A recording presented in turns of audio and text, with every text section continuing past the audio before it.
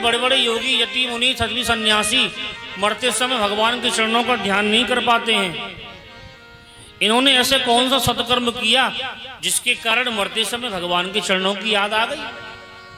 बोले हाँ, बोले पूर्व जन्म में जो है चित्रकेतु नाम के राजा थे और इन्होंने साधना करी और भगवान साधना करके एक विमान प्राप्त किया और भगवान शिव के धाम में पहुंचे। माँ पराम्बा जगदम्बा जगदम्बे जगत जननी श्री पार्वती जी का उपहास किया, भगवान शिव का उपहास किया इसने।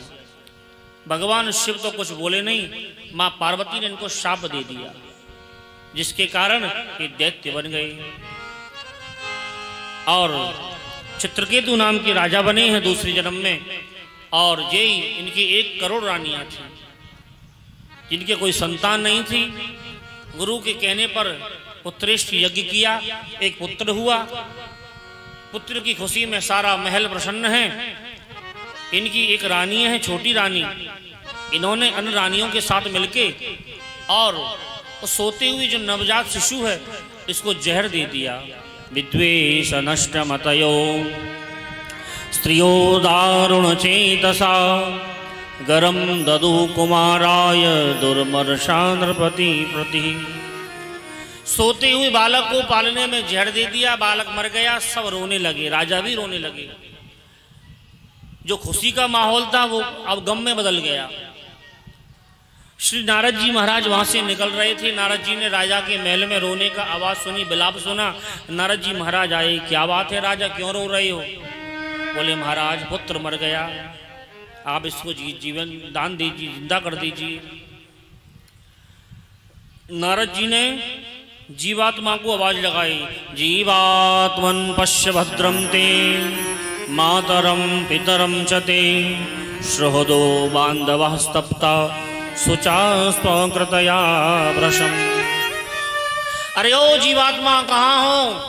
देखो तुम्हारे मरने पर तुम्हारे माता पिता कितना विलाप कर रहे हैं। आ जाओ, इस शरीर में पुनः संचार प्राणों का करो और राजा के राज्य की गद्दी को भोगो। नारद जी के बुलाने पर वो मरा हुआ जीवात्मा पुनः उस शरीर में प्रवेश कर गया। आत्मा घुस गई मृत शरीर में और बोलता है, कस्मिन् जन्ममयि वै हम पितरो मातरो भवान कर्मभि ब्राह्ममाणस्य देवतिर्यन योनिषु। नारद जी आप ये बताओ, ये कौन से जन्म के माता पिता हैं मेरे? बोले मतलब? अरे इससे पूर्व जन्म में मैं इनका पिता था, ये मेरे पुत्र थे। नारद जी आप ये बताओ, ये कौन से जन्म के माता पिता हैं मेरे? बोले मतलब? अरे इससे पूर्व जन्म में मैं इनका पिता था, ये मेरे पुत्र थे। नारद जी आप तो जानते हैं, आप तो ब्रह्मज्ञानी हैं, शरीर मरता है, आत्मा कभी नहीं मरती है। मेरी माताओं ने मुझे सोते हुए पालने में जहर दे दिया, जिससे मैं मर गया।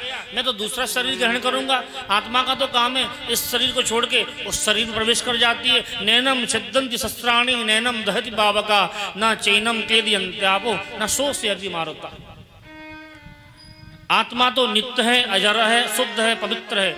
आत्मा को कोई न शस्त्र काट सकता है, न आग जला सकती है, न पानी गला सकता है। आत्मा तो पवित्र हमेशा बनी रहती है। शरीर मरता है, शरीर जलता है, शरीर गलता है।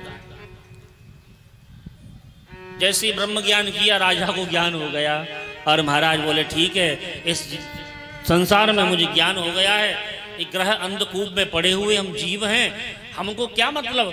कोई किसी का ना पुत्र है, ना कोई किसी की पत्नी है, ना कोई किसी का पिता है। सब अपने अपने काम के लिए आए हैं। कुछ दिन बाद सबको अलग अलग हो जाना है। जैसे बस में यात्रा करते समय हम बैठते हैं बस में अथवा ट्रेन में, तो बगल में बैठे दूसरी वाला यात्री है, तो पूछता भाई साहब कहाँ से हैं? बोले हम फलानी जगह से। हम भी फलानी जगह से हैं। आप कहाँ जा रहे हैं? कि हम वहाँ जा रहे हैं। हम भी वहाँ जा रहे हैं। उसका मार्ग आता है तो उतर जाता है, उसका मार्ग होता है वो चल देता है। तो ये सफर में बैठे हुए सफरी है, यात्री का यात्रा कर रहे हैं। कृपया अपनी यात्रा को सुगमता से करें।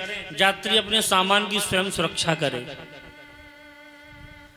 ग्रह अंधकूप में पड़े हुए हम फालतू में परेशान हो रहे हैं। अब महाराज राजा ने भगवान शेषनाग की आराधना करी और सुंदर भगवान की परम पद को प्राप्त किया। बोले कृष्ण कन्हैया लाल की जय। यहीं पर मरुदगणों की कथा आती है और मरुदगणों की उत्पत्ति हुई।